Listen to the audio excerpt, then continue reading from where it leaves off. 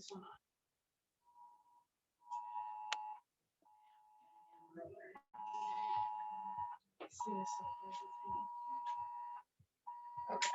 So, I will just start. You want to just like point this at me for now? And I can't see, so you're just gonna have to. So thank you for joining us. So a lot of what's coming up right now for at least me and what I'm watching in like Facebook and other groups, and then also any type of industry leaders out there that are doing workshops or anything, putting out photos, is this dried Bohemian and bleached look.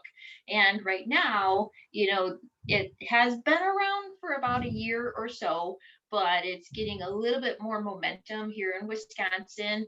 And so it's critical, right, that we know how to use it, how to play with it, and feel very comfortable with it, because after 10 years we haven't had any drieds in our life, and now we're working with, you know, some silks and then also, you know, some bleach stuff. So I was able to get some of this off of Hollex last week, and so this is a bleached fern. It's really docile. You got to be really careful with it because all the ends bust off, and it smells kind of funky. So, I think we're good. Okay. And so a lot of times, you know, we're very unsure, so we might pass up a really good opportunity to work with a bride that has some questionable, you know, product inside of it. Can we get a hold of it? Hopefully by all of you, and most of you are hopefully in Wisconsin, we can kind of push this and get another surge of product coming in, so that we have lots and lots of options, and for a lot of our designers to say, you know, hey, can you grab me some of this? Can I get this? And then we can have this product come in, because we all know if we don't use it, we lose it. You know, Oasis is a big component of that. Like, we didn't use the flat wire, so now it's gone. You know, we've got to use the product and learn how to use it right, so that we can actually have the product on hand when we book that wedding a year out, right? So I just want to share, this is what the concept is tonight. All right, this video's. Oh, I see me. Okay, you can go over there and mute me. Is it good? All right, so this is what we're going to.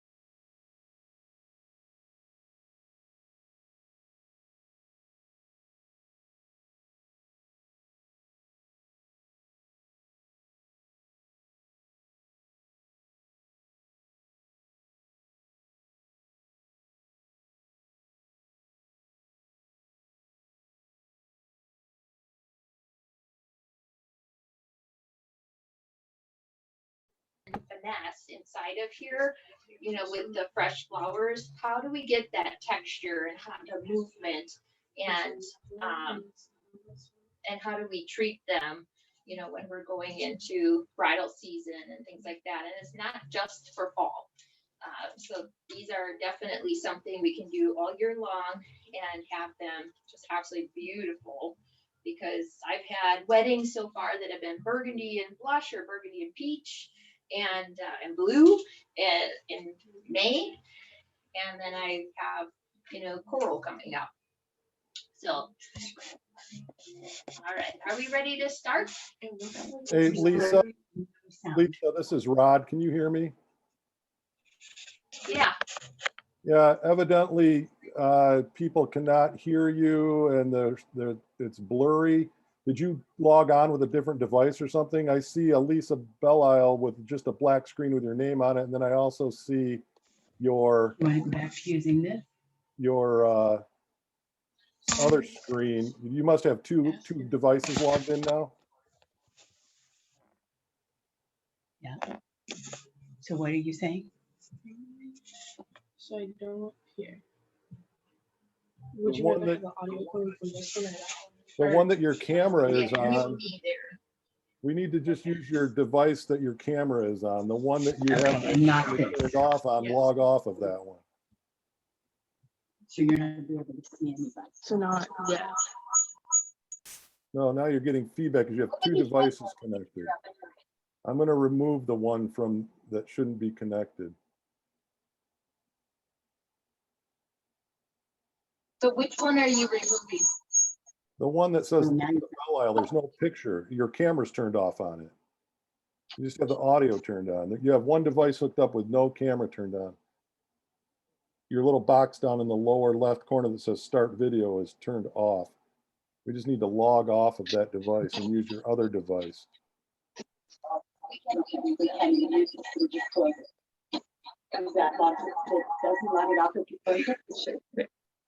All right, is that better?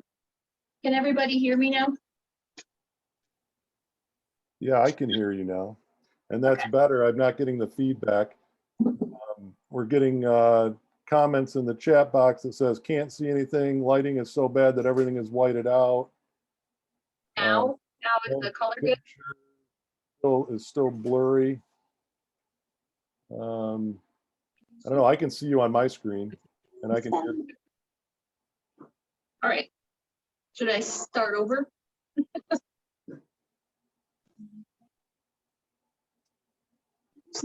Yeah, I mean, this keep going, I guess. Hopefully it'll Okay. get better. Are you sharing your screen or are you just, she needs to share her screen. No, sharing the screen won't do it. But somehow just on that, because right now, anybody who talks, that's whose picture we'll see. Okay, well, I'm going to turn off and not talk. And then I think you put it on view up in the upper right-hand corner, put it on speaker, and then that should enlarge your screen for the speaker. And then Lisa will be the only speaker from here on out.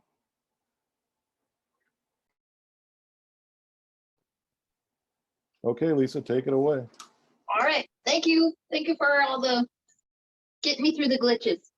All right, so this is our main intents and purposes tonight. This is going to be our bridal bouquet. And so I'll just kind of go back real briefly. And so we want to work with making kind of a smooth transition between dried flowers and fresh flowers. So that juxtaposition should be a little bit more seamless with us. You know, if we get a Pinterest picture and the person is just like, you know, can you do this? You should absolutely, hopefully after this, be a little bit more comfortable with it, whether you're going to practice now with us or maybe a little bit later, totally fine. I understand, you know, like right now we're probably going to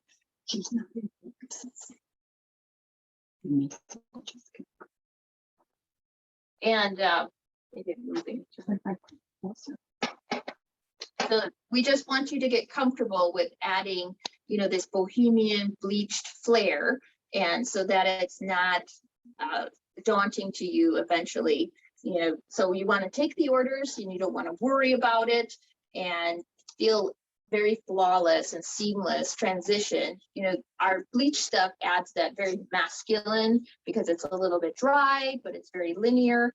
And when we add our fresh flowers, we add that really nice feminine touch, you know. And don't be afraid to dry some of your own natural flowers. If you have a surplus of flowers that come in, like the Crispidia here and the yarrow, you know, don't be afraid of that, to dry it upside down or just naturally in a vase, and then use it back in the fall time, you know, when the yellows and golds are coming back into our life again. So this is made inside of the 4-inch egg, the Holly Chapel egg. So it's just something super light, friendly for me to use, and then lots and lots of options here. So we're going to start building yours, and I want you to grab whatever egg you brought. If you brought a 6-inch, a 4-inch, or if you brought a pillow, we can work with that too. So what you should do is prep all of your drieds first. Whatever you feel, you know, I know a lot of places didn't have a whole lot of stuff available. So whatever you have that will work, that's great. If you have some of the dried palms, I highly recommend those. If you got some that have these super sexy curves, let's save those for our compote, you know, because it's really hard to build that back in. And so if you have more upright ones or the smaller ones, these are probably the best thing for you to use inside of that. So and if, I don't know what you guys all have, but I got some that are actual permanents that were given to me by Rojan. So like, this is super cool. And so are these little feather, this is actually like a faux pampas grass. And this, I really don't know, but it's kind of fun. And then I have some of these that are actually the lunaria. And what I've had to do to prep these is I put like a bamboo skewer or a hyacinth stake. I like bamboo for weddings because it's a little bit thinner and not as bulky. So if you want, you know, if you have something like that, we've got to like actually wire and tape it together because this movement is great, but it just it's like a slip and slide. It just slides around in your hand. And our bleached ruscus, normally I don't know if I have a fresh one, but your bleached ruscus will always have like an extra little, it has like this huge gap, and then there's like 4 or 5 different little bracts down here. So you can cut that brack out. I think we were a little ahead of the curve, so we started editing some of this stuff. So cut above that bract and then keep this open. So if you want to grab a couple of those. And then I actually have some mini pampas grass. So this one is already prepped and ready. You know, if you want to throw some hairspray on that later to prevent shedding, that would be great. And then whatever else you have, this is the bleached fern. So this one I'm going to take, and I want to use these bracts here because they are beautiful. So I'm going to pop 1, 2, 3, and then I've got this one left to use as like a nice focal piece. And then you could always save those later for your boutonnieres or corsages. I can feel the pampas. Okay. All right, so let's get all of that prepped. This is all ready for us. So I'm going to make a little pile here, my stuff. I have somebody wire those for me. And when we use these, we need a little bit of reeds. So I like to use olive band. I love using olive. And all we need to do for that is just make sure anything that's going inside of this egg through the bottom stays super, super, super clean. Okay, so just set another pile side to that.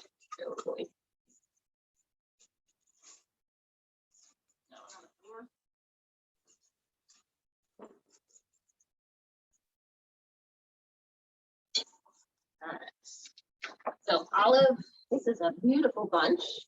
We're gonna cut all these apart.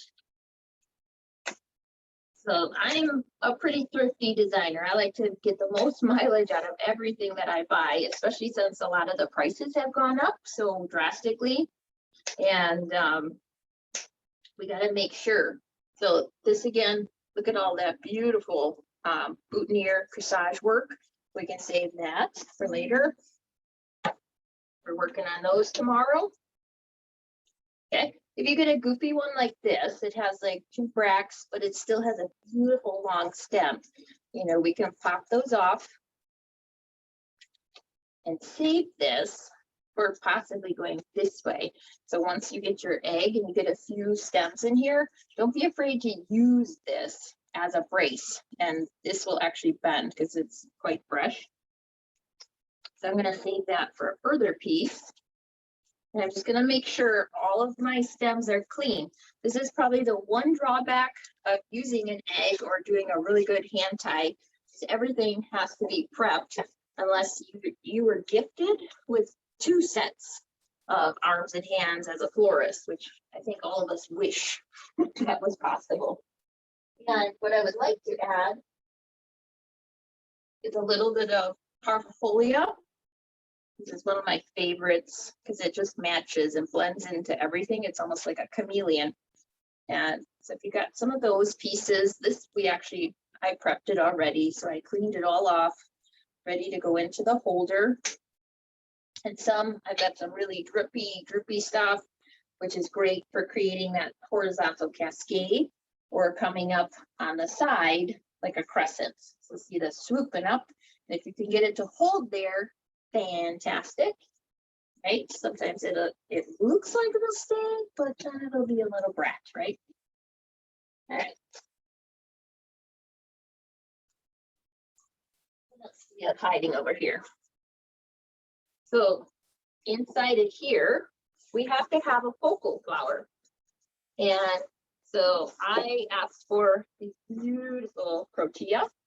So we got some pink ice protea. So that's going to be my one focal flower for the bride.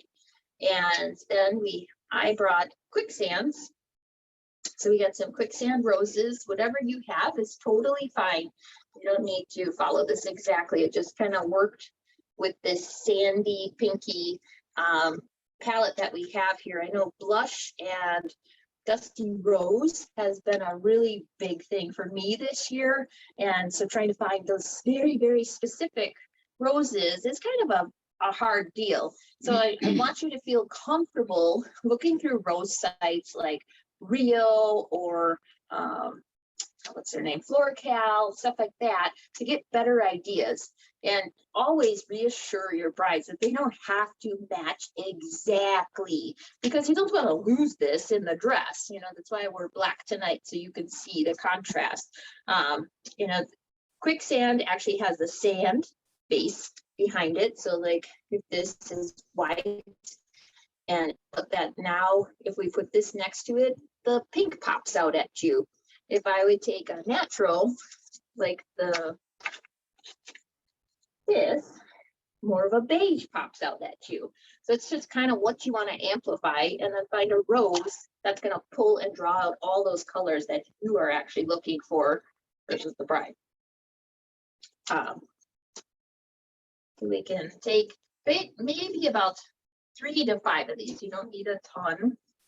Loaded in botrytis. And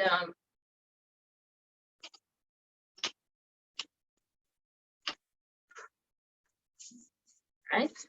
And then guess what? We have a fantastic, one of my favorites. I'm going to save this for the actual centerpiece, but these are some of the best. Lisianthus, they're the brown variety. And look at how different these are. You know, you have all dusty pink, dusty rose, but they just blend perfectly together in that analogous color group. So you're using just a piece of the pie. And let's get some more of that. And while you guys are prepping and cleaning, that too. So Lisianthus come on these beautiful long laterals, and you just want to peel off and get rid of those big, fat, plump leaves. Pop them down. And so what do you do when you get stuck with this? You know, we've got to break this apart, and that's how that other vase started forming. So we pick the best one, pop it off, and that's going to be saved for our centerpieces. And then for this project, I really don't want this like super greeny look.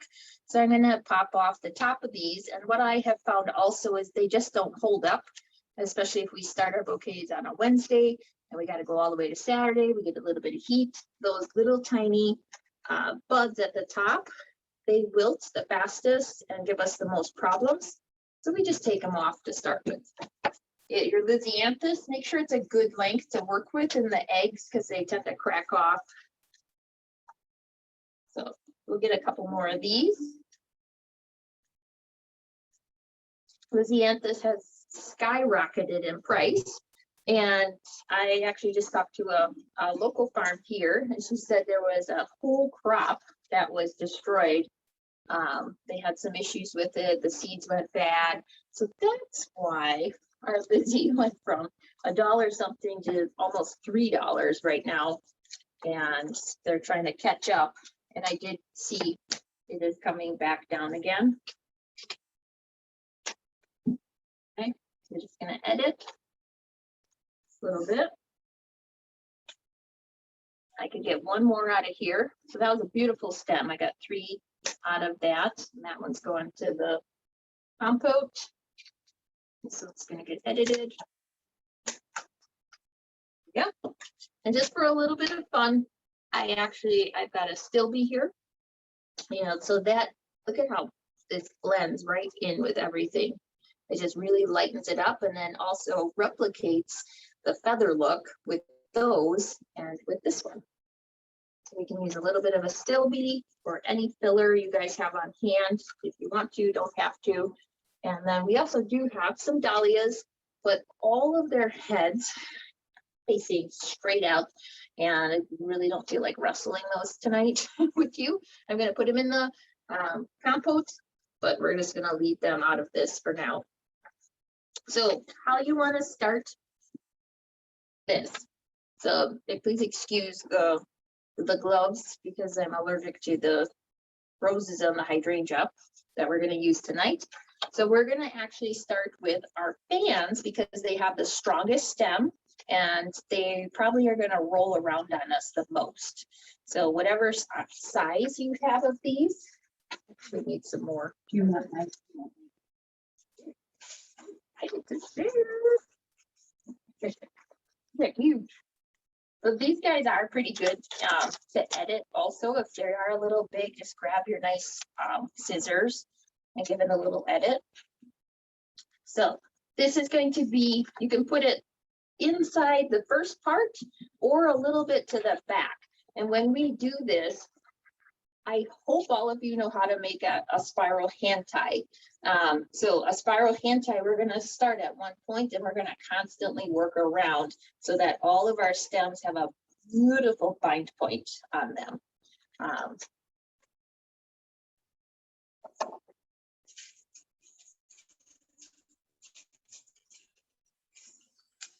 These.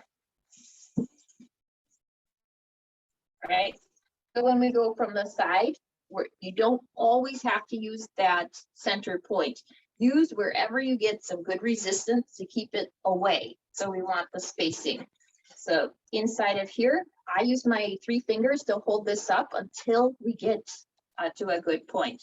I'm going to hold off on this because it's just hard to hold. And then we're going to start adding in maybe some of this stuff.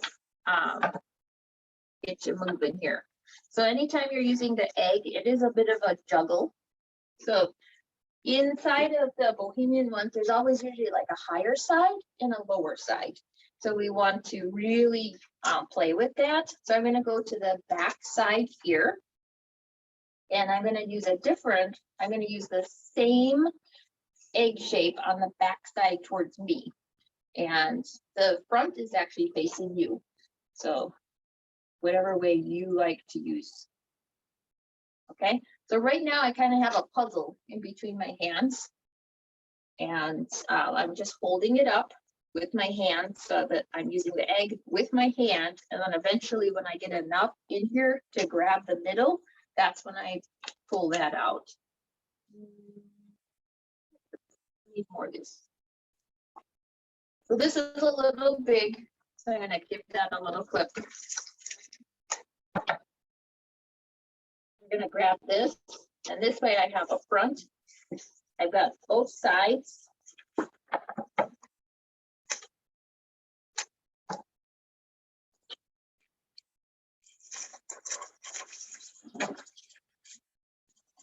Okay. And remember, this doesn't have to have the longest stem because this is dried. It doesn't need a water source. So as long as it's secure inside of here, along with your stems, we don't need to worry about it. And it's almost a better thing. It's kind of a gift that it's not, some of that's not all the way down because it gets a little slimy and squishy inside of there. So we're gonna use that. And then if you wanna try whatever else you brought, I know some of you probably got bunny-tailed grass. Some of you probably got, I know I was offered some bleached. Bleached wheat, that'll be amazing for fall.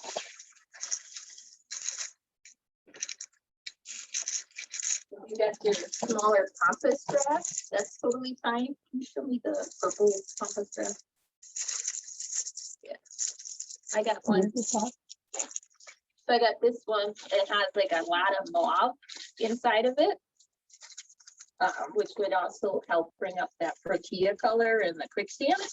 So that would be kind of cool too to use. But I really like, this is actually a natural, which will work just fine.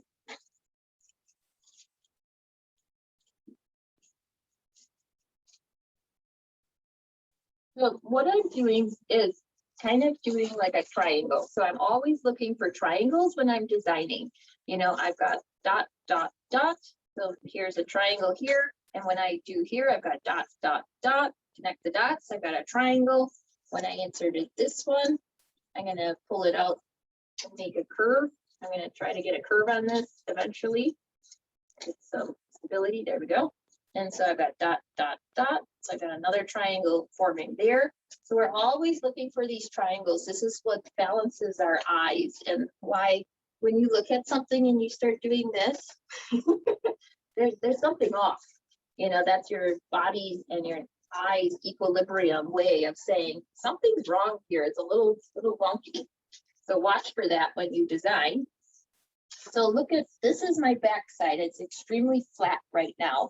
So what I want to do is not always put your stuff inside of here. We can just rest it right on the back.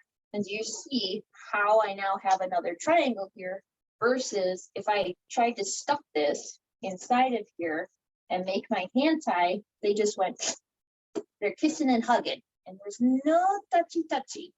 Okay, so we want to hold that to the back, and I just use that plastic and kind of just create that resistive force. It's like a fence. You just push up against it and use it for that advantage. Okay, so see how I got that nice big gap inside of there? And it's going to move a little bit and shift on us, which is not a big deal. And then I want to start using this beautiful bleached. So my front is facing you now. That's going to be my little focal in the back here because it's so big. Beautiful. I got one of these to kind of pop up. I've got one more to use. So it has a little bit of a curve, and I have a feeling this is going to come in front. Okay, yep. Yep, let's see, I gotta move this out. Unfortunately, this is why we do the dried stuff first, because you can move it, you can play with it, you can possibly not break it. So, where versus fresh flowers, the more you start messing, you know, rubbing up against the plastic and messing with them, they are going to start wearing and tearing. Okay, this stuff here, let's look for some spots. You know, we can start in the front, which it might fall on us. I want to get one with a little bit longer stem.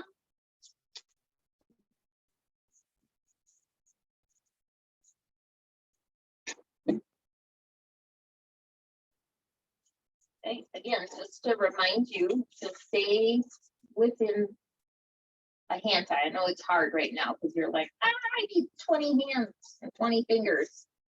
And this one's going to keep moving on me because I've got a curve in the stem. Okay, I'm going to use this just on the back side. I'm not going to mess with it. I'm not going to play with it. I'm just going to hold it right up against the back. See how much steps I'm already getting through here. And then I'm gonna take this one who has a lot of attitude. I'm gonna pop that right straight in the middle, and I'm gonna pull it down just a little bit so that it actually sucks it up and out, okay? And then we have this really big one that I might just use one and one. So I might actually break one off. Cut that, and I'm gonna use this on this side against here. And if your tip breaks out, pop it out, clean it up. And we'll use this one.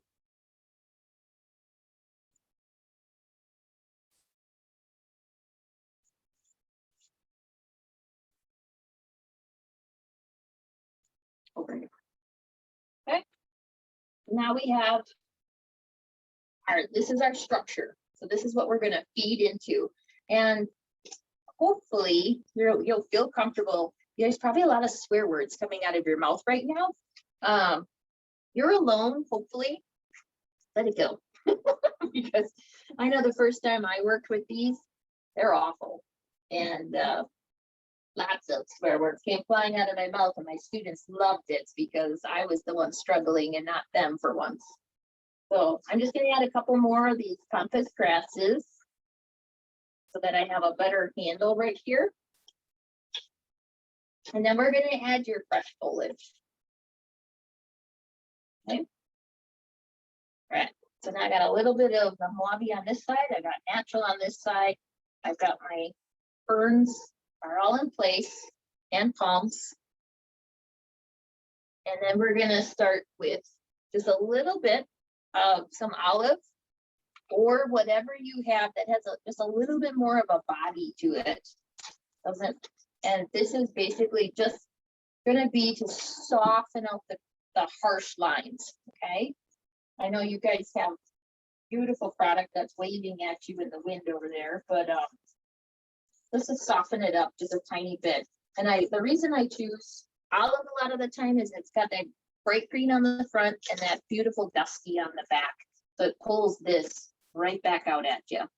So we're going to take these, just feed them in, kind of get them to stick in between. Hey, Lisa, this is Rob. Can you hear me? Yeah. Hey, we got a question here in the chat window. Someone's wondering, is this a trend in Wisconsin in the summer or fall? And how do you cover the bleached smell? I haven't honestly had a problem with the bleach smell once you get the flowers in. Or you could use like any type of lavender Febreze or the neutral one. That'll actually neutralize the smell. Or if you leave them out for long enough time, like I know one wholesaler puts them in their cooler and they're a little bit more pliable, but if you rip the plastic off of them, they actually do a lot better. And the longer I leave mine out just naturally in the air, it kind of dissipates a little bit. I agree, it's gross.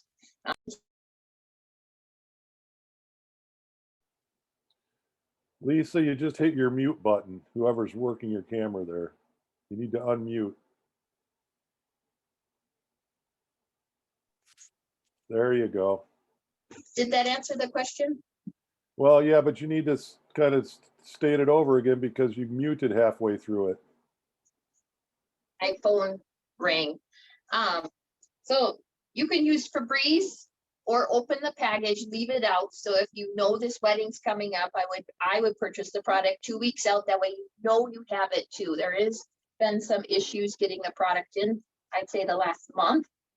Some of our wholesalers here were a little skimpy on the product for selection.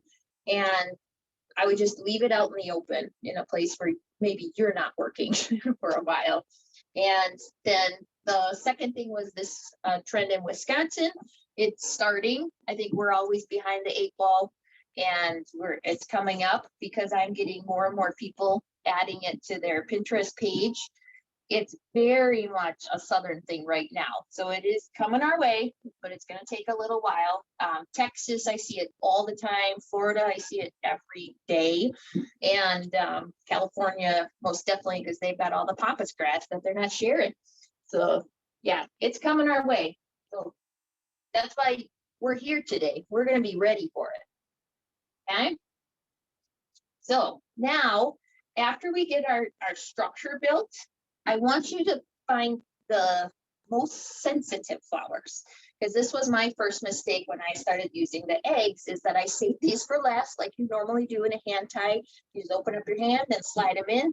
We got to do it in reverse when we use chapel, because they get stuck.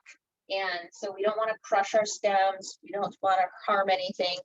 So we're going to do our Lysianthus next. And I've got this beautiful brown one. And I'm going to try to get right in the middle with these. I call these my bees and butterflies. So they kind of just float around. And they're going to be a little bit of a pain for a while until we get more product inside of there so they stop wobbling. But they'll be okay for now. So again, one side's going to be a little bit higher, one side's going to be a little bit shorter, and we're going to try to keep to a horizontal cascade versus spilling forward or backward. Try not, this is one of the issues I've noticed, is when we start doing this, people go side, like windshield windshield wipers. So try to make sure we're going all the way around to keep that spiral. Otherwise, you're going to have a stem, a vine point like this big, and it's going to be flat, and it's going to be really hard to put ribbon on that. So we want to, I'm going to go side to side right now. I'm going to start like that, and then I'm going to start building out my front. Okay, so look at here. To keep this fern up, I'm going to just pop one of these beautiful Lizzies, because it's also lighter. It's going to give me that movement on the side. And then I got a nice duo here, so I might pop that one in the back. You guys can see. Okay, and see how the nice little mauve dusty rose is popping through, and the color's going to change. As soon as we add some pink, all of a sudden the color's going to change. That's what's great about these dried flowers, is like it's so versatile to use any palette. All right, so I got a little bit of front here, and see how much depth and texture this is creating. We could almost stop after this if we could cover that cage. And that is the downfall to using a 6-inch versus a 4-inch. There's a lot more mileage to cover. So this is the bride, which you saw might have been a bridesmaid or a hefty bridesmaid. You got the dollar amounts, why not, right? Right. So we got that in. Now we got to get our focal, right? So remember, we had this beautiful focal flower. So we want to make sure we have enough space for that, and we do. So we're going to find a really nice spot where nothing's going to get crushed and hurt. And we're going to, so the trick is just go back and forth, just kind of roll it in between the stems, and the stems will kind of just, it's like when you're in a really, really crowded bus or on the plane trying to push out, you just want to rock side to side. And this one, we can actually fold the head and pop it in. Some stuff might fall a little bit. We're going to pull that back up. Okay, so now we've got our tortilla, we've got our beautiful big fans in place, and now we got to fill it out. So I've got some quicksands, and I'm going to definitely pop one down here, because that's going to cover up my mechanics of the egg. And I'm going to do a cluster. So I could either, I'm getting a little full here, which some people might not be, depending on where they put this. So I'm probably going to put 2 roses here and call it stop. I'm going to take another 2. I definitely need something in here. I've got a big gaping spot there. So I'm going to pop one of those in there, and that pulls my color and my feminine curves right back in there.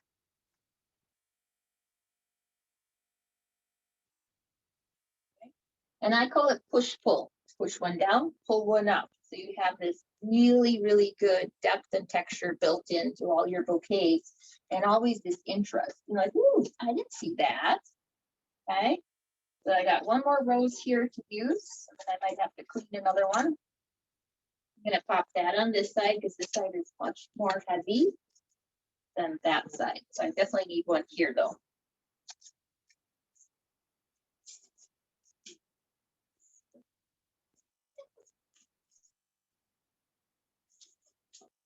Red flowers are dangerous.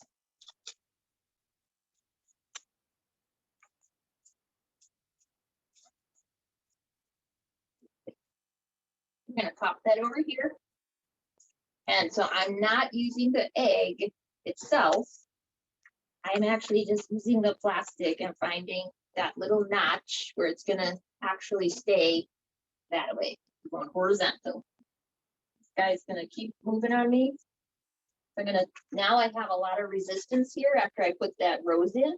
So I'm actually gonna tuck it so that the rose covers my ugly stem and that I get that look of that fan right there. So it looks pretty cool. And I'm gonna pop this Lizzie. Cool. My other Lizzie fell down again. That middle is empty. All right, I'm gonna not forget about the bride in the back here. So she's got something beautiful to look at. I put that back here to round out anti also. So see how thick this is getting, but it still has a small point. Okay. And now if you have anything lighter like bunny tail, a filler, this is the time we're gonna pop that in as long as it has a good hardy stem.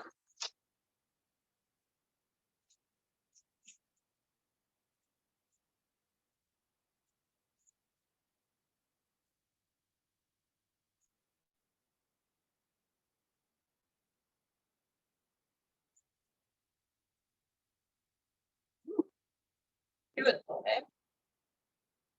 Everybody liking this, or are you swearing too much? Is that why you're all on mute?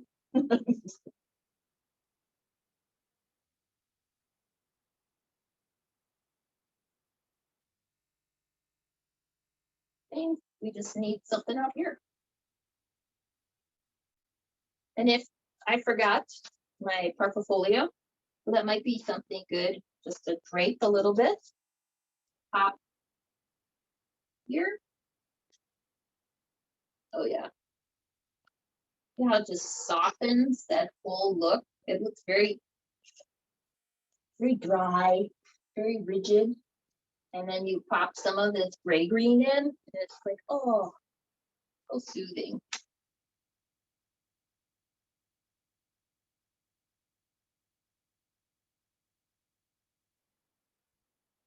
Okay.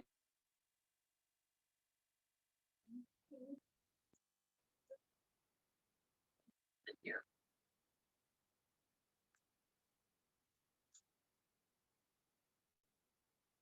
Good from your angle. So see how there's ups, downs. This is hiding, but not hiding.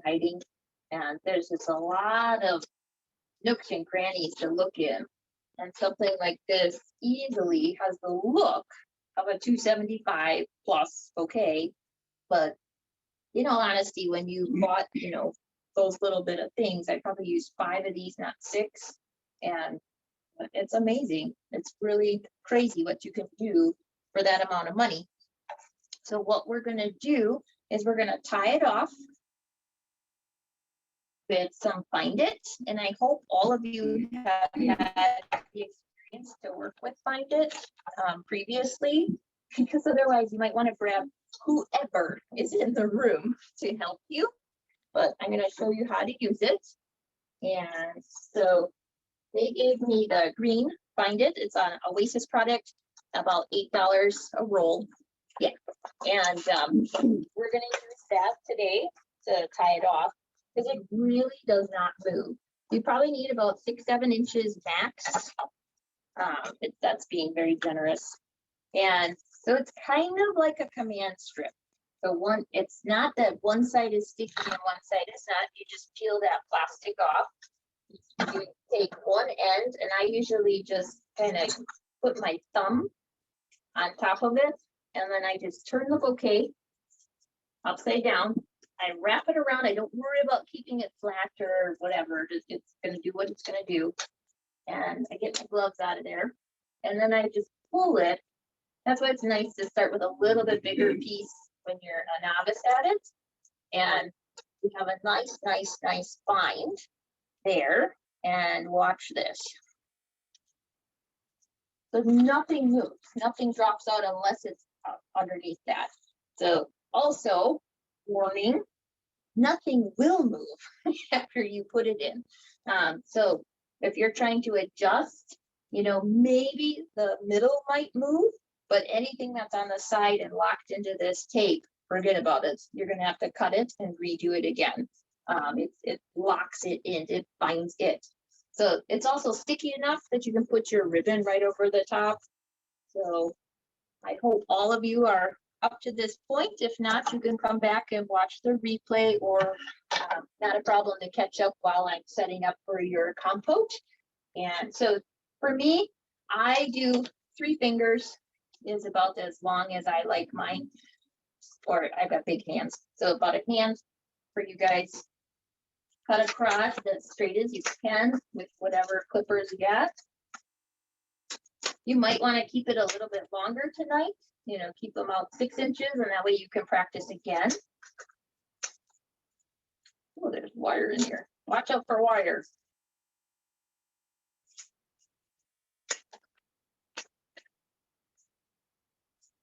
Ooh, some of this is, and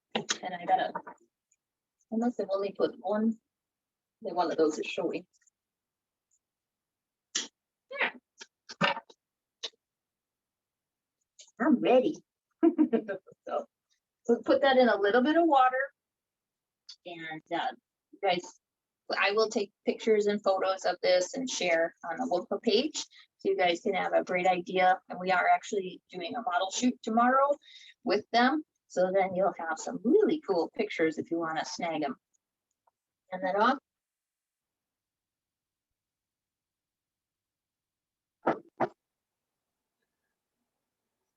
Hey, Lisa, it's Rod. I'm glad you're photographing these. That'll be really nice.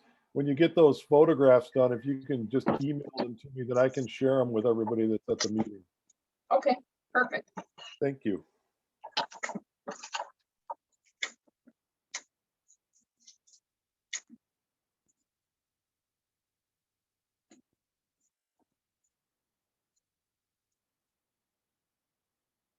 All right. Something I keep in my shop all the time. It's not just a kindergarten toy. It is chenille stems or pipe cleaners.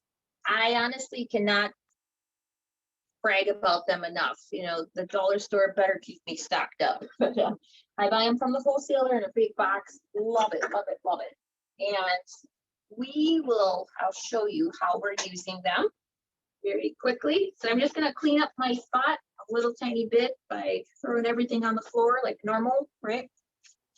And Hey, Lisa. Yeah. Yeah, I got a question here in the chat window from Blooms by Bree. Bree wants to know, she says, pretty, do you ever have issues with the dried product dirtying up the water for bouquets? I have not yet, but I also like change out the water at like right before I leave. So, and I use the minimal amounts of water that I can get away with for transportation.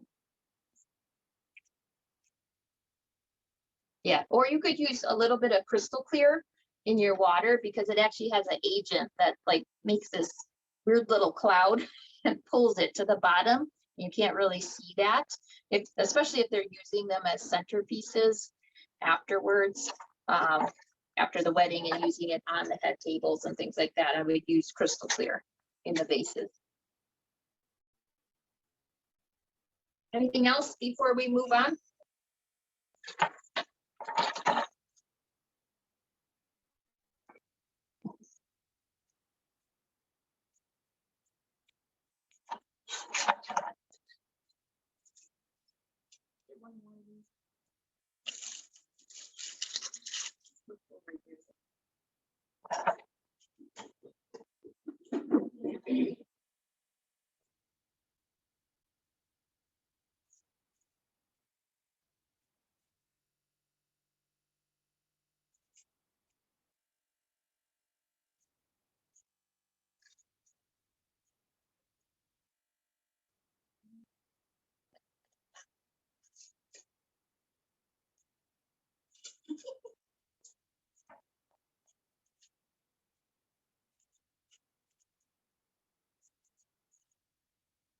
Alright.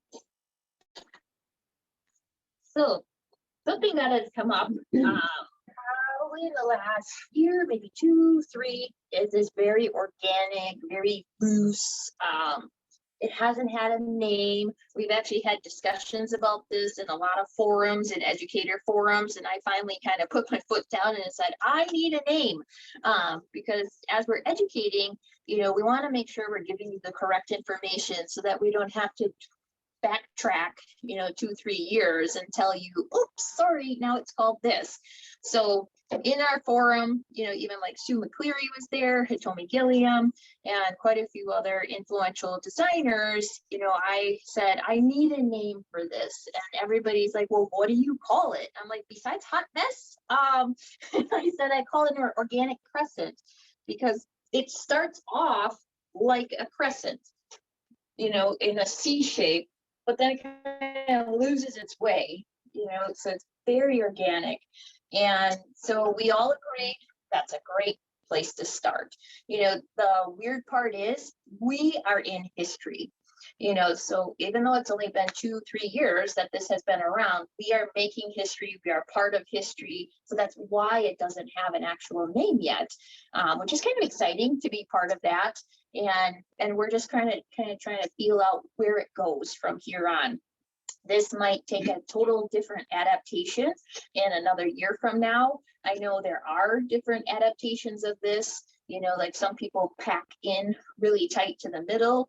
Other people are really super loose because they're using more organic flowers that are actually grown outside with the elements, so they have more movement. Like my Scabiosa is from a local grower, so it has a lot of attitude, because they're not being trained. So we just got to learn to play with it. And that was the whole concept of this design, is that it's just loose, it's airy, it's its own personality. So I fought with this and fought with this for quite a few years and couldn't get that air and couldn't get that movement inside of it, and the swoop. And finally, the secret sauce, which I'll share with all of you, is to use the smallest container you can possibly find. And us Americans are just like bigger, bigger, bigger, more foam, right? And so it's actually the smallest container you can find. Whatever you want to put inside of here. I don't want to start a sustainability debate tonight.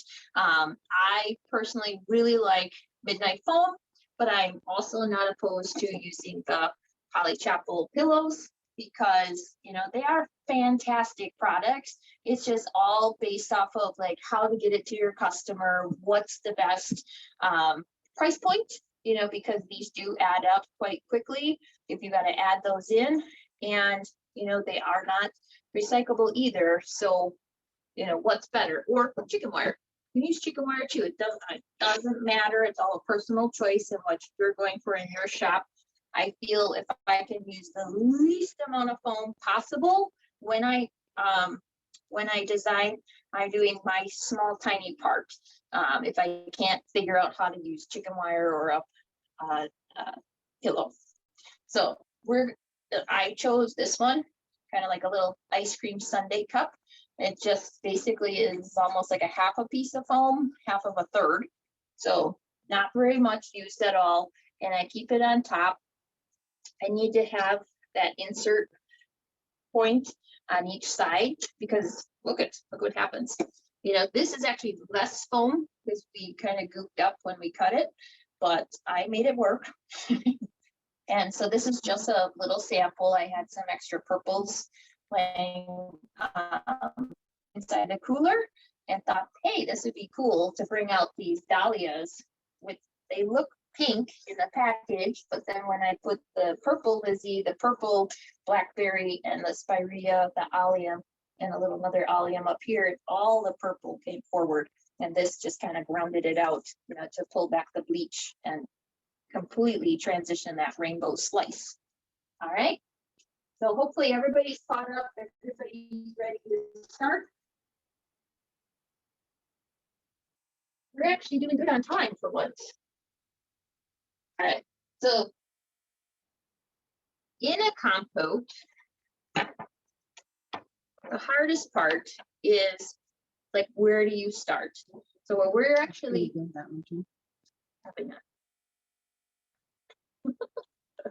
If you're using an egg, it's the same concept as the hand tie. So you got to constantly go across. So those of you that have the chapel egg, we're going to go straight across and in, you know, so you want to get the most, it's not easy to do, handless.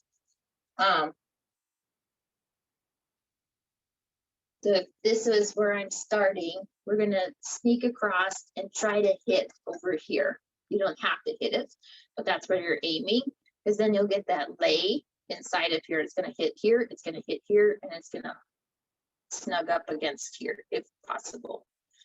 Okay. Is this only on the list? Oh, I'll build. Right. I was told we're using these. I forgot what I wrote 2 months ago. So being that we can't really build out, you know, our nice, beautiful arms first, you know, because they're just going to wibble wobble and really give us a lot of attitude. So we're actually going to kind of reverse what we did in the hand tie, because we had multiple fingers to hold on to that. So now we're going to start with building a grid on top of a grid. So we need a webbing inside of here to hold up some of this stuff. So we've got some of our palms.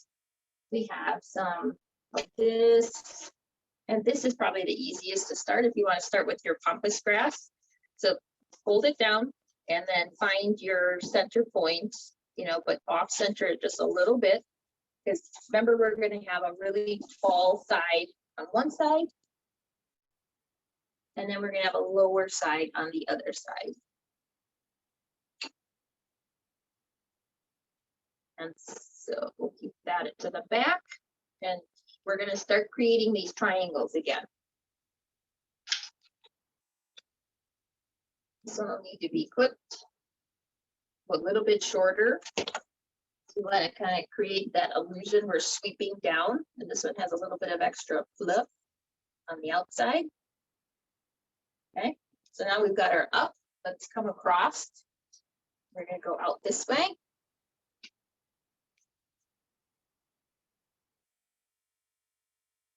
It's hard to build a crescent with straight lines, right? So, just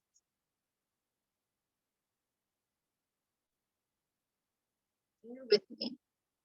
Okay, so now we should have something like a V or a W. Okay, and next we're gonna look, oh, here we go. We've got our ruscus, our dried ruscus, bleached. So again, if you need a little bit more height, this is a perfect one because it already has a built-in curve. Some of them are not so sexy, okay? So these are the ones you want to kind of bend out and get some depth inside of them. Cut the middles out, but really flush. Pop that out. This is going to go towards the center of the back in the middle. Because that center point, maybe this one's a bit big. The center point we want, if we're sitting at a table, I want to see you on the other side of the table because these can get kind of a little fluffy. All right, we're going to take that out.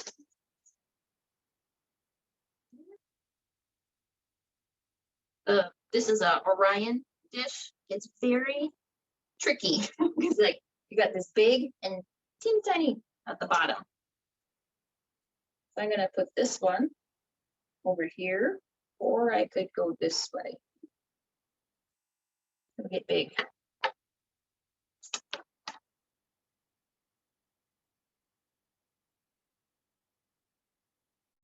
It's actually gonna sit there. We will do it. Okay, so this one, just to show you, I did wire it up. There's a skewer behind there, and I used black tape when I used to do wedding stuff, because then nobody can see what I did. It creates an illusion, a shadow, and in this case, it actually blends in with our pot, so nobody is the wiser that I've got fake flowers in here.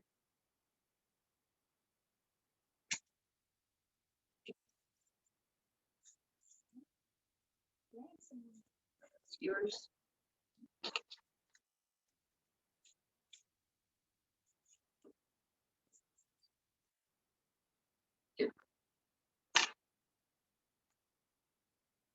Just gonna take these up. If you want to work on, you could add some more of your ruscus. You could add your palms right now, because I think your palms will stay. We'll put the palms, your biggest, fattest, stubbiest one will kind of go in here as your our focal will come in next.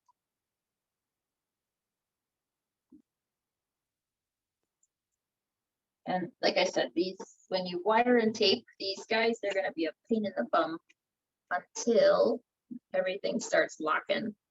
You can always go underneath on the sides here, and that really pins stuff in place. So make sure it has a water source in each one. Like all your fresh flowers, we're not worrying about water yet with these.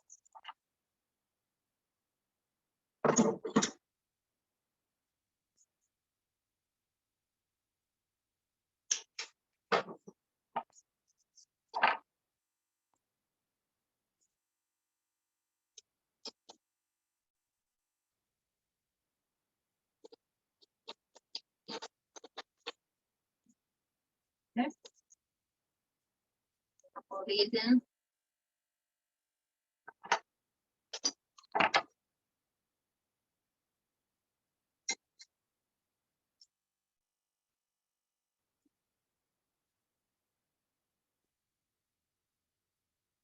Now we need a, oh, I'm sorry, I'm gonna add my palms, and then you guys are gonna add your focal. You haven't got that far. The focal flower tonight is the protea, the pink ice protea. So now I kind of see I've got a double grid at the bottom, so things should start staying in place. Hide one of these back here. Okay. So if they get a little too low, you can always do what I did with the Punera added extender.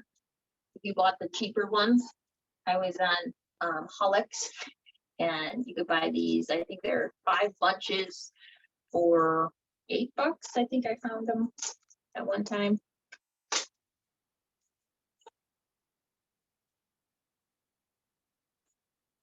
And the natural ones are naturally a little less expensive. But I will say these paint amazing. So if you guys are into watching like all the other designers out there, and they are coming across with like corals and purples and blues and fuchsias and stuff like that, amazing. Just make sure you put a, I know this is really hard to get right now, but like super silver or any of the metallic paints over the top, and then put your regular paint on top of it afterwards. And I know we're all having issues with getting a hold of our design master that we miss so much, but hopefully you still have some in your back room, especially the metallics. And it doesn't matter what color, it's just a base. So if you've got a lot of copper or rose gold that isn't popular anymore, just throw it, use that. All right, so we're gonna add a little bit of this just to get some base. And if you're afraid of it, if it's too fragile, let's switch over to a real green. You know, so you have your, whether you have olive, you have eucalyptus. What was on that list? Whatever you have in your cooler. Some of this. That's just gonna break up the monotony of the dried, give us that fresh look. This one has kind of a cool cross section here. I'm gonna take advantage of that. Pop that in the middle here.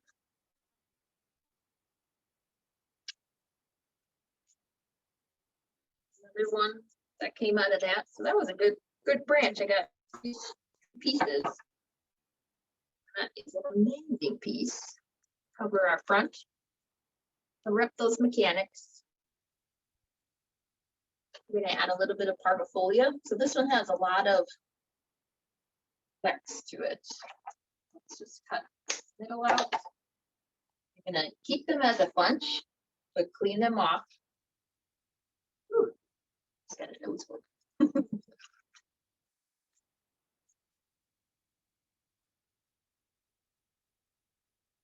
The hardest thing when you're using the pillows is the aim down. Like, how can you get across, get in the water? It just takes a little bit of skill, again, to get used to them. And I always put my thumb, I'm always holding on to this pillow when I design, because it will just like take off on you.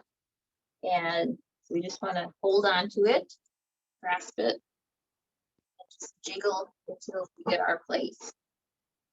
So see how I've got this side really going here, but I'm kind of slacking on here. So I'm going to start adding that.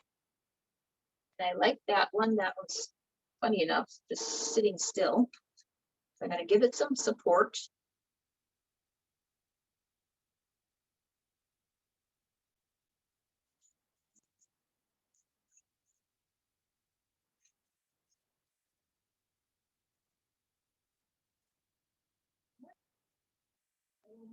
Hydrangea. You guys all have hydrangea. So whether you have a big fat fluffy one or you've got mini greens, doesn't matter. Try to find a spot for it. So we're definitely going to drop one here in the front. Those of you who love hydrangea, your brides love hydrangea. I'm a quick dip girl. I always, if I'm using foam or water too, works. Dip it, give it a quick dunk and quick dip, and then pop it in. And I don't have issues with hydrangeas collapsing.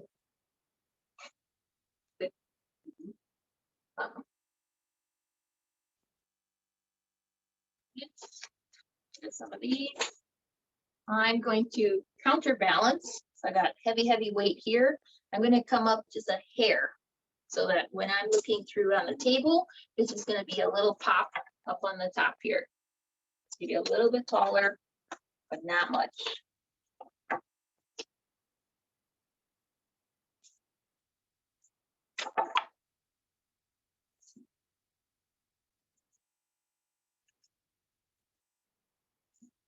I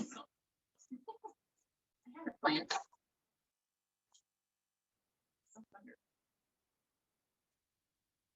There we go. Now it stays. Yeah. All right. Now I have really good cross sections where I'm building up my actual like size. So I'm going my length, my height, my depth. It's kind of getting there. And now I can kind of feel a little bit of resistance inside when I'm adding these. So if you've got a couple more things to add up, you know, to add in, whether it's real compass grass, this is a actual like plastic one. And when I'm inserting them in foam, they have a tendency to like do this. So I just added a little tiny piece of a skewer. I added some chenille on here because this is like a locking mechanism. Once it swells up with the water, it's just like, and it's done. It will actually lock itself in. Being that if we are in water, this won't do any bit of good, but I really like that little bit of extra stem on it, so I'm going to use it. Push it across. Oh, perfect. So now I got my swoop up. And I'm gonna save my bleached fern to kind of just do at the end because they're so sensitive. Now we're gonna put our focals in. So we've got some protea, whether you got 1 or 2, doesn't matter. And I've got my fan here, so I kind of want to play with that. I'm gonna put the taller one. We'll save that. So I'm gonna put my shorter one towards the front. And again, the twisting action works here. I cut this one just a little bit off the end. A nice clean cut. I'm gonna drop it back a little bit so that there's a gap between the front and the back. Build that depth. It's very easy on these to kind of be very front forward, like leading, but we want to bring it all the way. This is like really what you pay for. I want to see every single stem and head inside of here. Having a bit of issues here. All right, got them. Get in.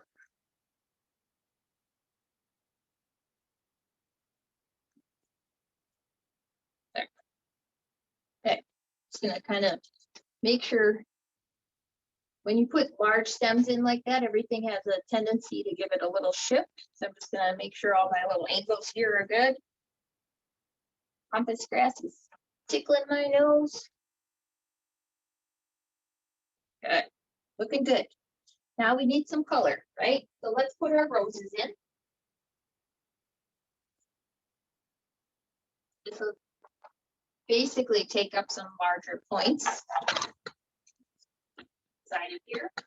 So I'm gonna cheat a little bit, twist me around so I can see. All right.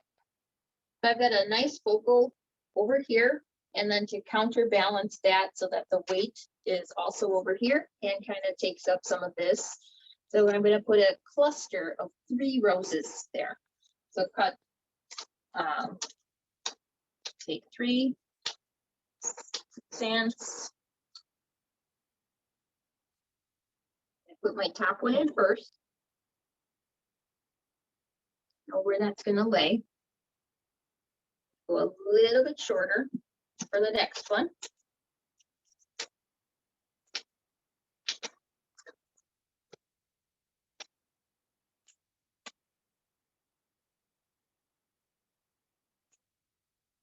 Okay. And then we'll put our third one in.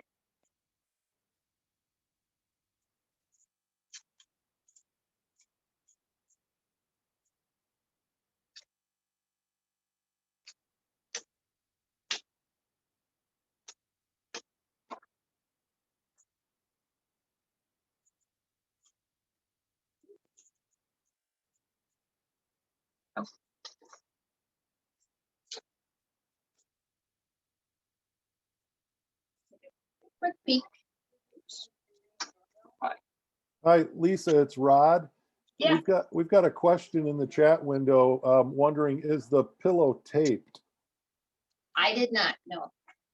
I don't tape any of them because what happens is your stems create a locking mechanism inside of the compote, or in Orion, this bottom little bubble on this side, it actually completely locks them. They can't move once they get hairpinned in there. So I usually never tape my pillows on. Okay. So we've got 3 roses here.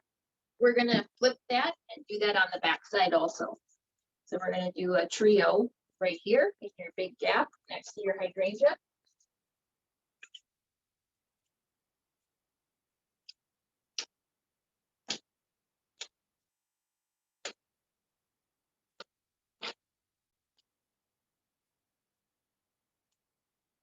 Cheat for 1 second.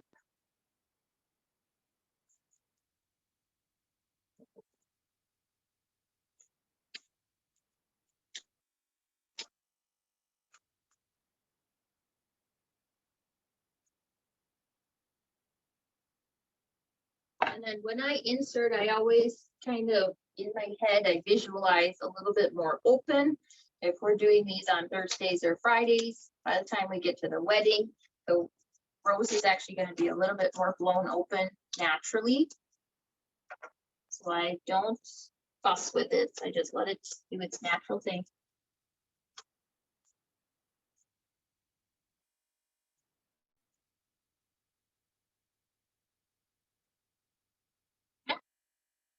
There's your back three. And then let's add what you have as a, like a little bit of filler. So it could be more Lysianthus. It could be a Stilby, your dahlias. Add some of this. This is my, you're looking at my backside. So I'm gonna add in a little bit of, these are all the pieces I cut out. So I want to use those first because I don't want to waste those. I'm going to tuck a couple pieces here. And in this instance, see how the green doesn't affect it at all. It's okay in this piece.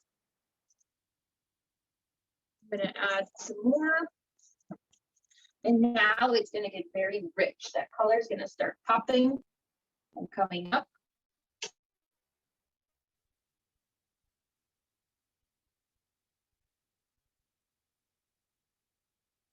Yeah, this is so gentle.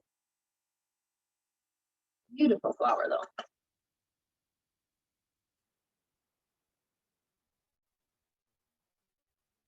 Just gonna find some little points for them.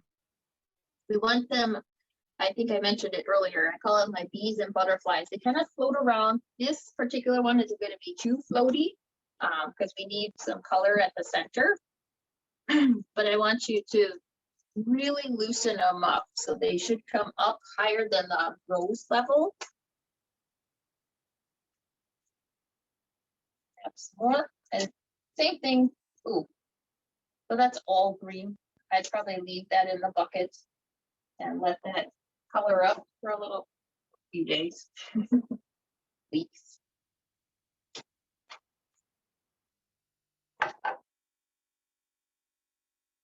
Yeah, nice little spot there. Grab it. Okay. Blend everything.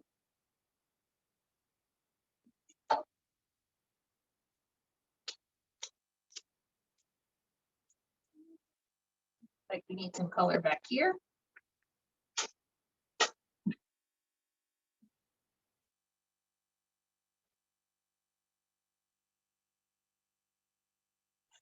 This side looks amazing.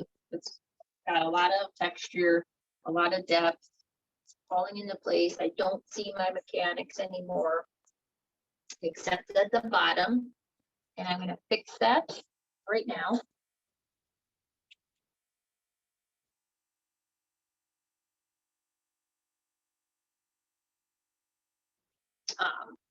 Some of our bleach stuff in.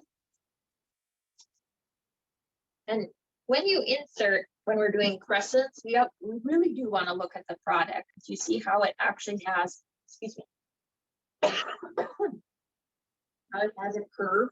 And so we want to play with that. We want to always put the curve in and up. Because when we put it down and out, it's basically dying. And now we flip it and we've got alive. And that applies for anything you're doing in design. Just watch those curves.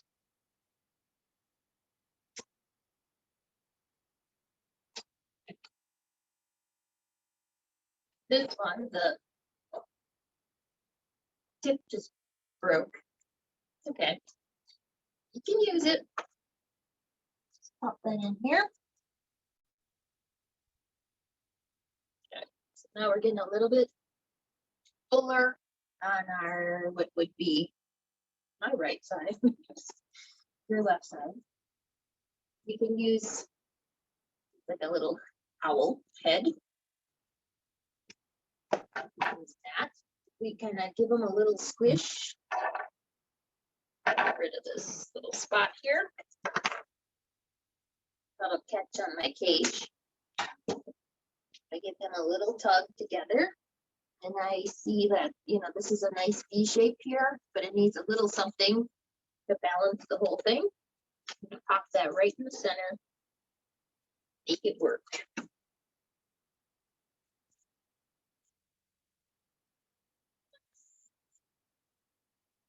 Okay. Back here, one little spot.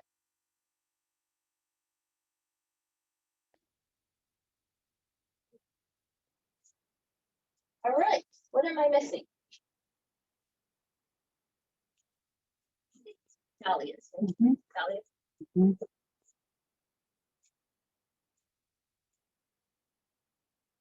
Dahlias are one of those flowers that every bride loves, right? You know, that it's like, oh my God, it's like the peonies. It's the fall, you know, fall flowers, spring flowers, peonies, fall flowers is dahlias. And they're both one of those things for designers who are like, really? So dahlias are worse for me because I think they should be looked at, not touched.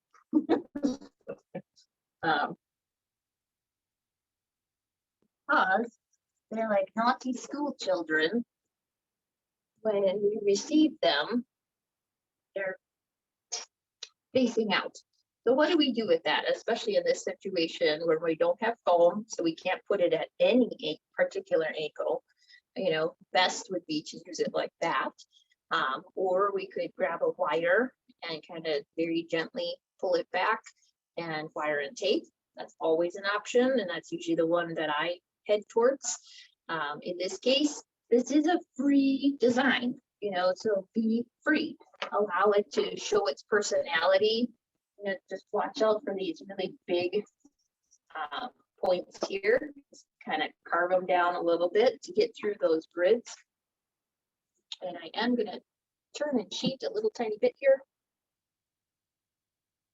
Desperately need something on this side.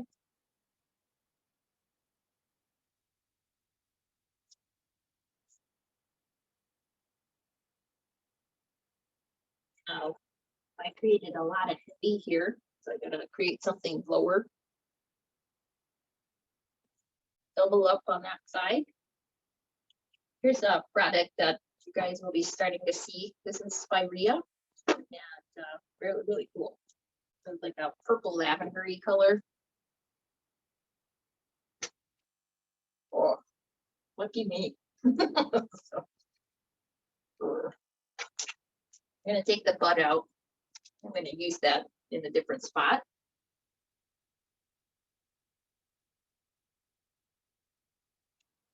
We're gonna try to get this out here to play nice.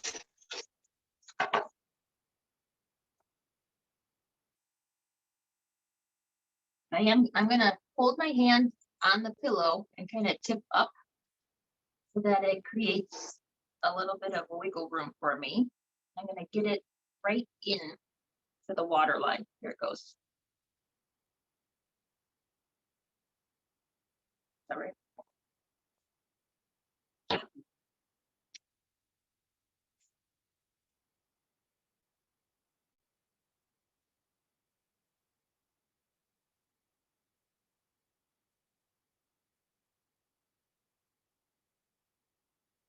And you might have to adjust after putting a really large stem in like that. Kind of just like do a little bit of fluff, a little bit of backup. That landed. What it destroyed. Shifted.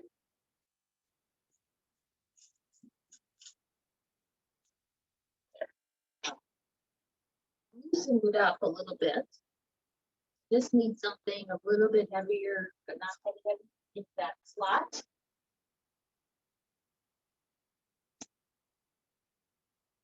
These.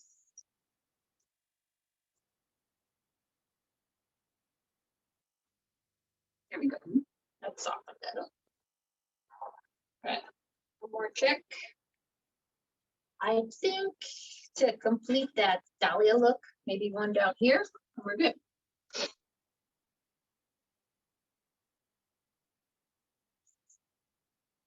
So one of the things that we kind of talked about that would be part of this program is how do we deal with what's going with the buying world and purchasing. And something that I have found very useful is buying off of auctions like Alex, because they're a broker and you can kind of have consistency. The quality is always there, but also the pricing has been somewhat stable versus the really extreme highs and lows. Somehow they do know when high wedding season or what wedding weekends are versus low weekends. So some stuff will spike a little bit. But how I've been counterbalancing this is when my brides come in for a consultation, I'm very lucky that what I put out there is a lot of designer's choice, you know, in my everyday work. So when brides meet with me, I don't have the super high-end brides either. And for those of you that are after that, or you have that, you know, it's a little bit of a different ball game because they do expect, you know, some special searching for flowers.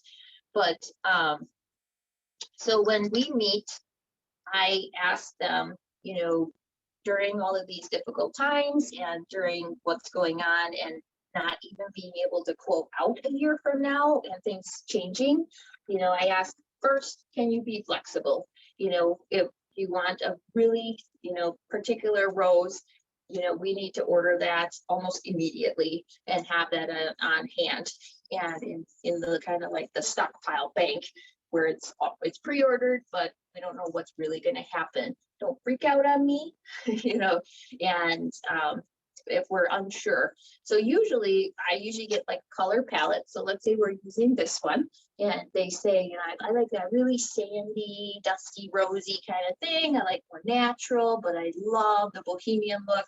Fantastic. You open my world up so big, it's ridiculous, right? And now we got to narrow it down. But we also don't know what's going to happen with our economy, our shipping prices, and what's going to go on, you know, with some of the specialty items. You know, for me, every time somebody says Lindsay Anthus, I kind of freak out a little bit.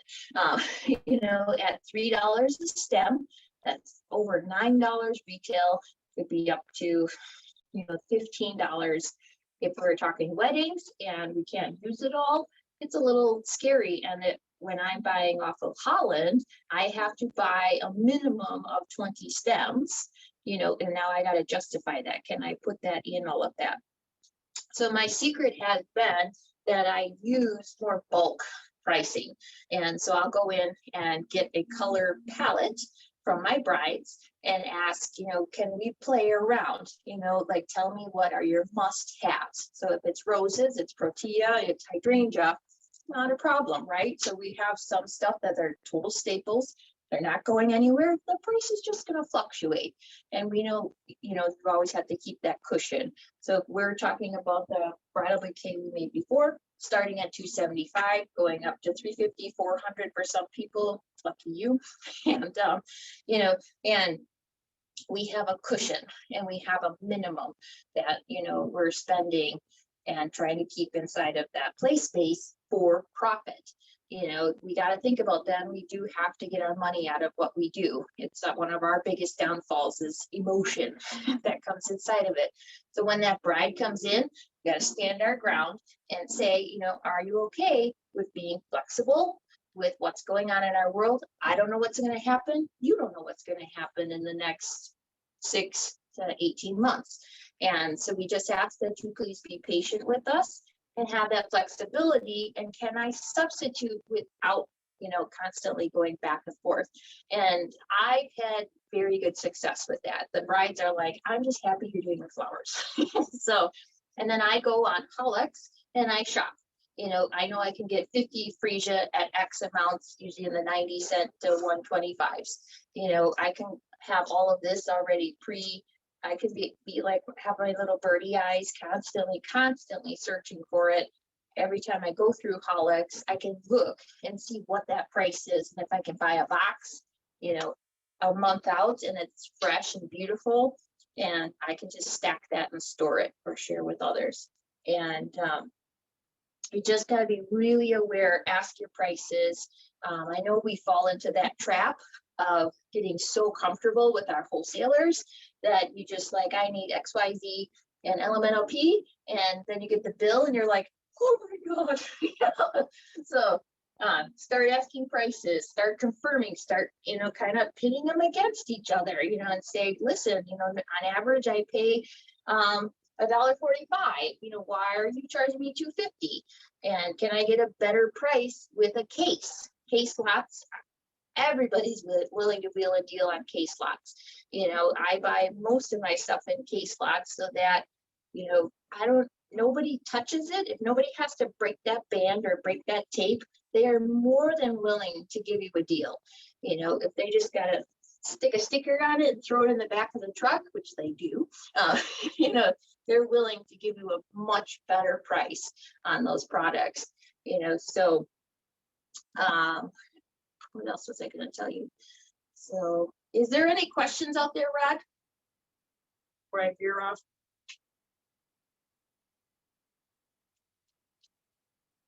The Jeopardy music. Can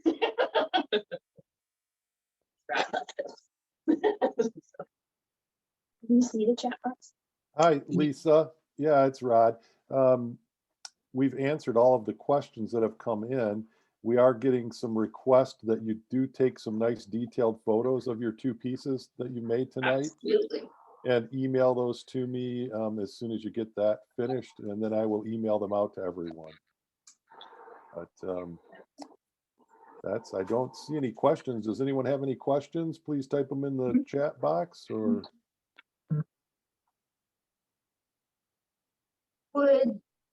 If you guys don't want to end early, I can make the foam one. If you want to see the difference between pillow and foam and how much airier it could get. We have a yes, please. Okay. In the chat box.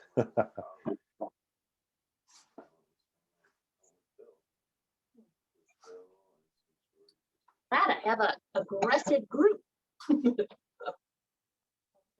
So I'm gonna use this little baby compote, little Sunday dish.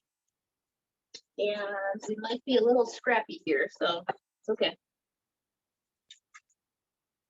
Can you find me a couple more of these? Yep.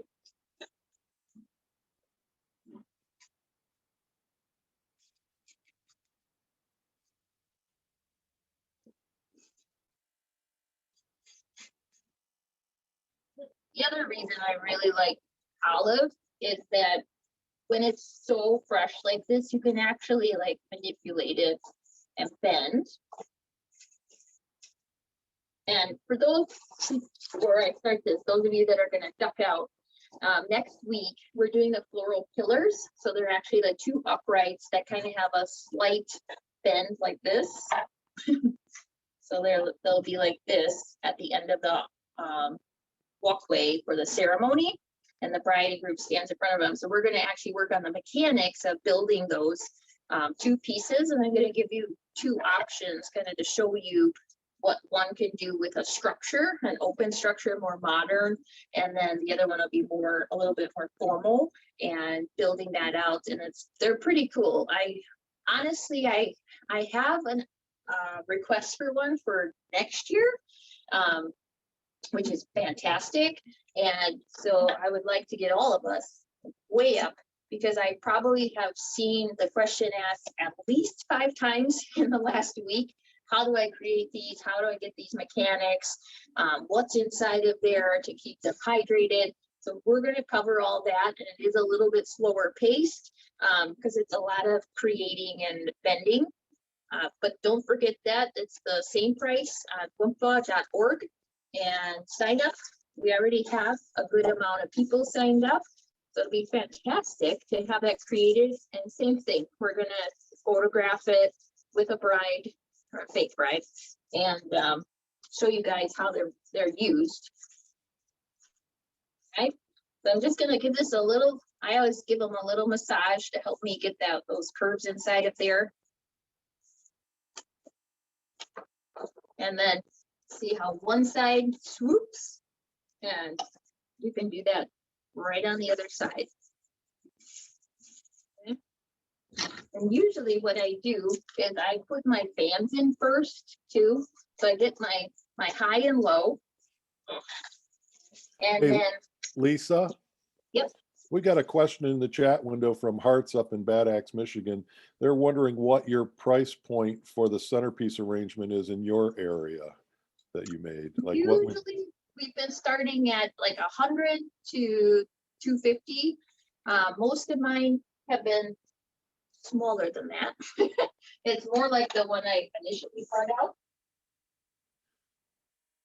so what do you think that one that you made tonight would sell? What would you sell for?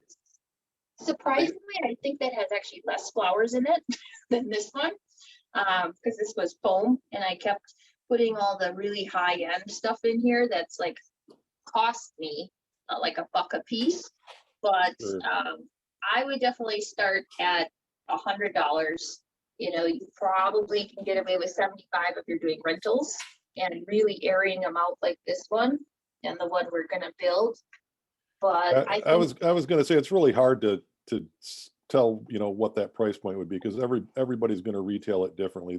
I don't think there's a standard price point for I anything in our, do very well with renting the vases, and that way it comes out a little bit less, probably $25 less for them.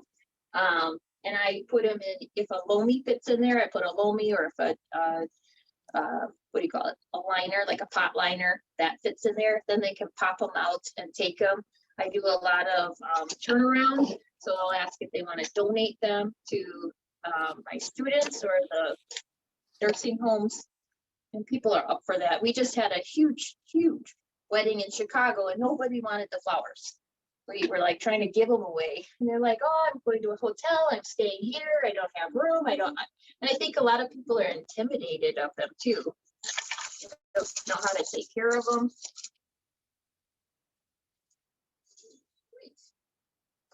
I love having an assistant.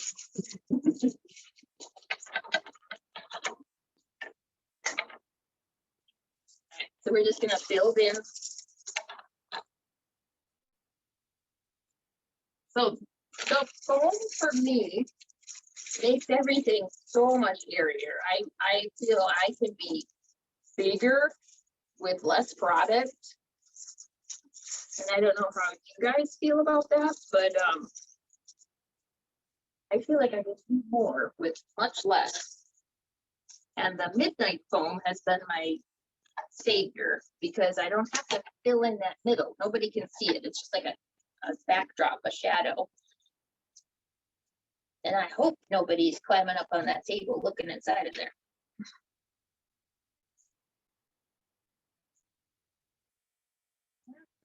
Got some of these cool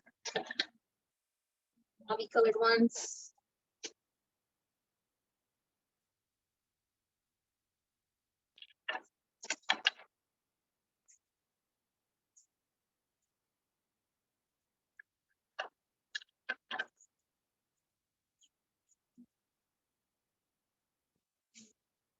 I got one. Maybe I might need one or two of it.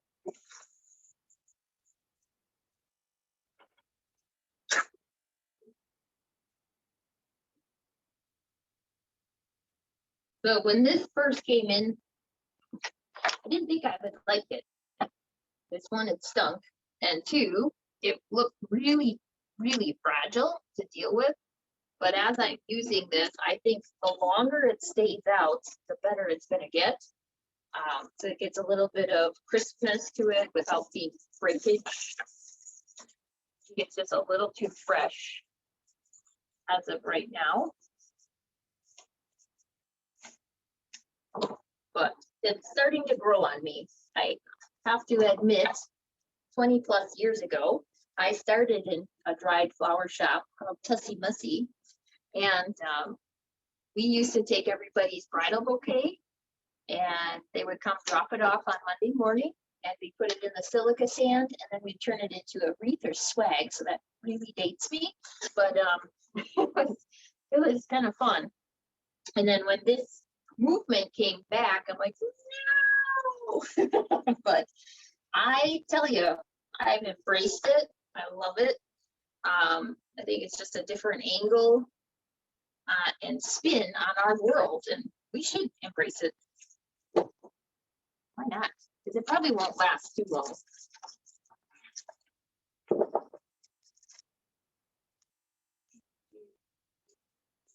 Side.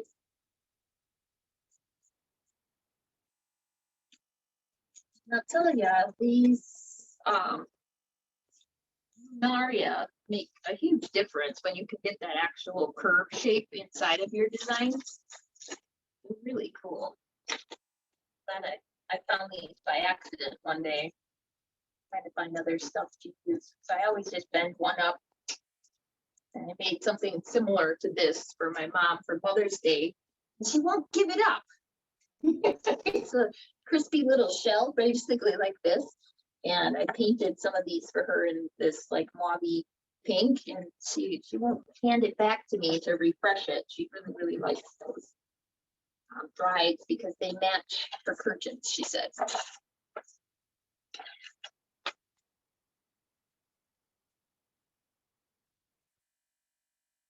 So some of the secrets of, building this organic crescent really is having the minimal amount of space open to start with, not just like trying to cover. It's really is the key to have the least starting space, but you got to keep in mind, obviously, the water source. So you got to have enough water source, be able to get inside, be able to re-water it, and you are golden. Because I actually started using humongous compost. You can try. Can you grab one of those huge gold composts in the walkway there? It's in the gold section. I thought this was the key. This is the answer. A little bit smaller in mercury. And that's why I struggled so bad with this organic crescent, is that I put, I think, a half a piece of foam fits in here. And I'd fill the whole thing and I'd have like my watering hole on the sides. But this is way too much foam. And these are easily a $300 arrangement when you're done, because you just keep stuffing and stuffing and stuffing. And it's too much. So I downgraded after I learned my little secret, and it's so much better. This is even almost too big again. I have a smaller one that I probably can't get anymore, but I just play with it, and it holds just a little wedge, but it does dry out extremely fast. And I feel you gotta waters first, versus pretty. Gotta be practical, especially when we're paying, $3 for Lysianthus, and now we're up to what, $1.50 plus for roses. We gotta water and hydrate them. So, just like me. If I could have somebody telling me to drink water all day, they'd probably get paid more than me. I would stand upright and keep working. All right. Let me take a, yeah. I don't know if you guys can see the difference. When you use foam, you can get much more air inside, and air is negative space. Negative space, we can charge for it. See how if you add some of the Lizzie, now it's going to pull the darker colors out and pull that dusty blob out. Color.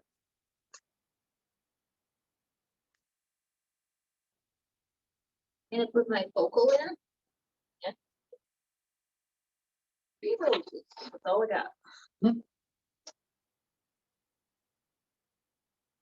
Yeah, Scabulous out there. Raspberry one.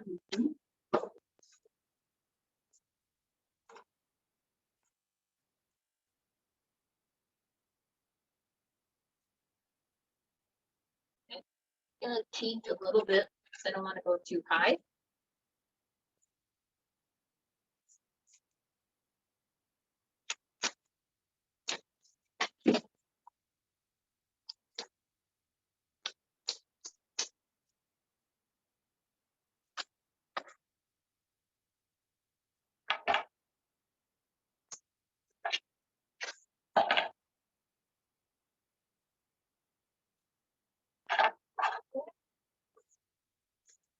more. So I always work in threes with my focal area or a triangle. It just really helps me balance out. And when I've got new staff and stuff like that, just always looking for these triangles really helps them see this. Those I spaced out because they're very tight, so I want them to open naturally. And then, before I put all the Lizzie in there, I wanted to, some of you are gonna try to duck out on me early. I wanted to show you, this is a locally grown scabiosa, and so it's already trying to get away, but how you can play with this. You can play a little bit more, you know, with natural product. And that's what makes this organic crescent just even more like a wow piece. Like, how did you put that together when you've got this crazy stem? And I've even asked designers, I'm like, did you wire and tape that to get it to stay like that? They're like, no, I just literally play with what I have. I don't manipulate it. I don't do anything. And because my competition brain always wants to wire and tape everything. And I had to let that go and see how it just comes out. Whoop, put it back up.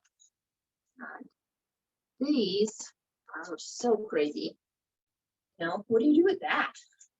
You know, so in my last one and the purple one, I actually kind of came across and was trying to get it to kind of tap the roses, like, hey, come and play with me. You know, and show the pink to the pink. Even though this is like raspberry red, it really pulls that pink, that blush right out of the center. And this is even better, you know, because we've got all these squiggles. So this is Mother Nature at her best. So let's feature her, you know, off just a little bit off to the side. Now you have all this air. You don't even need a vine inside of there or greens. We can just use some of these guys. Girl. Just play. Let it be free and play. And for those of you who are formally trained and have all these rules and little birdies flying around in your head going, no, that's not right, Lisa. You know, this is the one arrangement you kind of get to break the rules. It's still a radial style. We're still putting everything towards the middle, but it really does break quite a few rules in. And that's why I struggled in the beginning. I'm like, you just can't do this. You can't leave the runway down the middle. You know, that's just not right.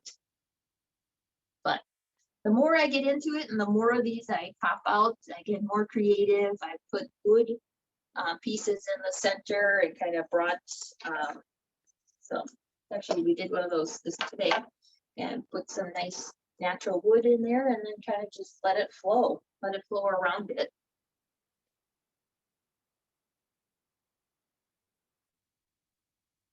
Those of you having a hard time, a deep breath, get a smaller container, get some foam and just have a little play. These are, and this is one of the nicest things about this style is like you can have all, I call them schnibble bits.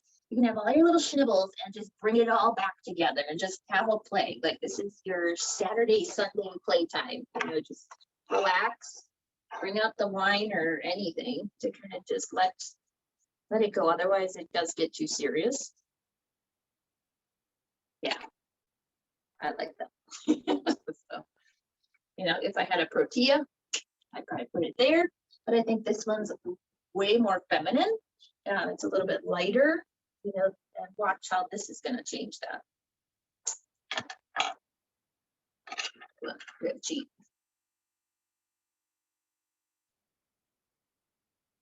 You had a raspberry colored one too. Whew. I mean, it's just so soft. Try not to overstuff it. Are there any other questions out there? Concerns about purchasing? Like I said, you just really got to talk to the brides. I would, if you don't have a Hollix account through one of your wholesalers, get one. You don't have to buy off it. It's very intimidating when you first start, but just get an account so you know exactly what's available every single month. Holix actually has a cheat sheet now. Right on the top, it says July and all the flowers that are coming through July. The next month, August, you know, and I've actually started saving them and putting them so that I know, like, was Blushing Bride really available in July, you know, or was it August? And so I keep those as little cheat sheets inside my wedding folder, you know, so I'm building them all up. Super easy to do. And also it kind of gives you a pricing guide. So instead of bugging your wholesaler or going to Florissa Facebook or whatever and bugging them for prices and or what else can I put inside of here, just click the button that says light pink. And you can click it, every single flower that's available this month. And when the auction loads, will show you that's what you have. Those are your options for light pink out of Holland or the surrounding countries. It's been one of my biggest learning tools and what I constantly refer back to all the time. It's like when I'm having that brain melting moment and I gotta order flowers, I'm like, oh, yellow. You know, and I click on like, oh, that's right. You know, and something might show up from a different country and it's way overpriced, like their Alstroemeria and lilies. And I'm like, oh, I could use that, but I'm gonna go get it somewhere else, you know, because I'm not paying $30 for a lily, Asiatic lily. You know, I'm gonna go grab it for 14. So always use tools like that. If the more you can find and the more resources that you can find, the better. So whether it's, you know, finding people just for your eucalyptus and your California product, or you find people just for your South American product and your Holland product, you know, bring it in. But again, let's focus on local. We really want to support our local farmers because they're putting all the effort in and they're making a huge, I don't know where you guys all are, but Wisconsin is making a huge impact in the local farming and so proud of them. Anything else? Don't forget about next Tuesday, same time, same place. Hopefully we'll have a better setup now that we had a practice run. And really, really thank you from the bottom of my heart for joining me and for Rojan for providing our flowers today, Rojan and Mulaney in Milwaukee. And we will get photos to you, professional ones, and I'll do some on a backdrop. And that way you guys can kind of see all the stages and really close pieces. And other than that, feel free. I'm always around, Lisa Belisle or Flora Elements, and you can find me on Facebook, Instagram, or email. All right. Are there any questions, Rod? Nope, quite a few thank yous. So we appreciate your help and time tonight, Lisa. It was a wonderful session. I'll get this recording ended here and uploaded to the cloud, and I'll email a link to the recording along with the photos as soon as you get those over to me. Fantastic. Great. All right, I'm going to end the meeting. Thank you all for being with us. We appreciate your time and support. We hope you enjoyed it. And we will work on getting things tweaked a little bit better for next Tuesday, same time, same place. Thank you. Great. Thank you, Lisa. Take care. Good night.